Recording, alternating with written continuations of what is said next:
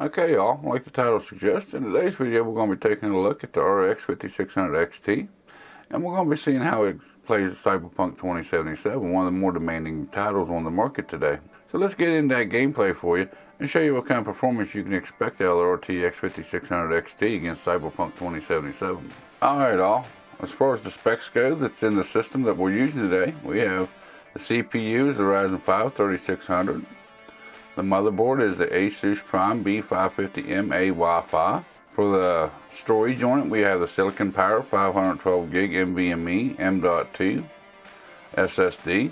We have 16 gigs of G.Skills Ripjaws 5 series running at 3600 megahertz, which was not overclocked, so it should be running at 2133.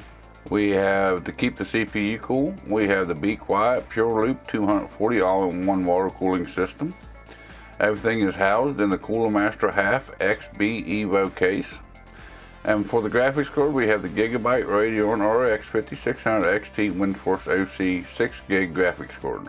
Alright all, right now you're watching two different sets of gameplay. On the left you have the high settings, which is what the game determined it should be played at with the specs of the system that it recognized.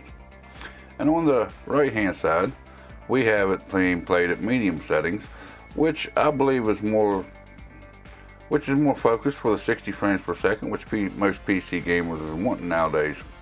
On the high settings, it was close to 50 frames per second, so I did kick it down to medium.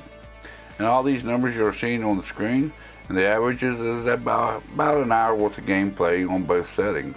And you can tell with the medium settings, you'll get more around the 60 frames per second, or a little bit above 60 frames per second, compared to on high settings, where you're getting up into the high 50s. Also, when I was playing this on the high settings, I also noticed there was a lot of times that I was getting down to 40-45 frames per second on the average, which was still playable. You know, it's still comparable or a little bit better than what a console does. But if you're into PC gaming, that's why you're into PC gaming, because you want better frame rates than what a console offers.